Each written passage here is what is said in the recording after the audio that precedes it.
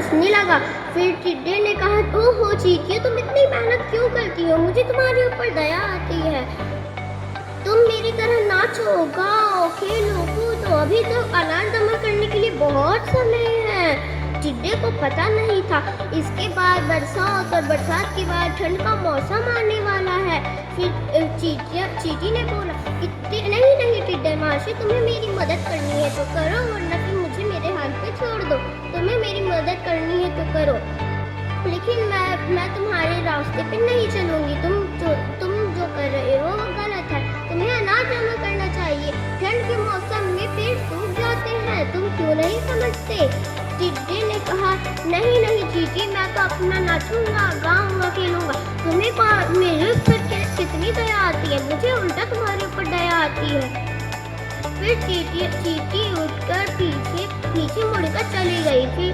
फिर एक दिन चींटियां लाइन लगा के अपना अनाज लेके जा रही थी और टिड्डा नाच रहा था, गा रहा था, पेड़ से फल तोड़कर खा रहा था।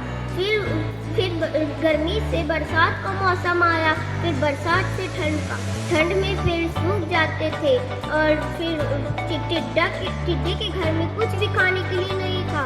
अब टिड्डा सोचने लगा, मुझे खाना नहीं मिला तो मैं तो मर जाऊंगा।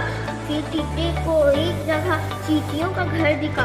उसने सोचा कि मैं चींटियों के घर जाता हूँ, वहाँ पे मुझे आशा और थोड़ा खाना जरूर मिलेगा।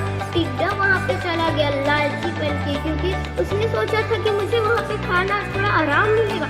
लेकिन फिर दरवाजा खटखटाया, लेकिन जा रहा था और खरगोश जल्दी से दौड़ के चला गया। तब तक खरगोश कछुआ पहुँच चुका था। धन्यवाद।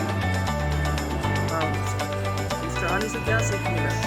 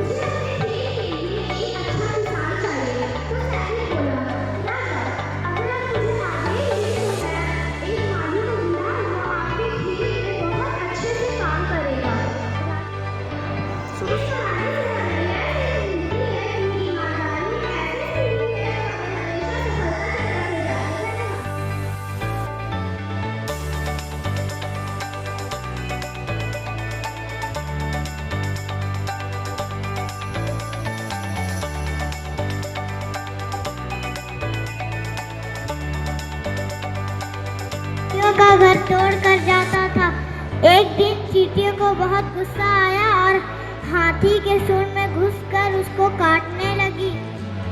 उसके बाद हाथी बोला कि चींटी रानी, मुझे छोड़ दो, मैं अब से आपकी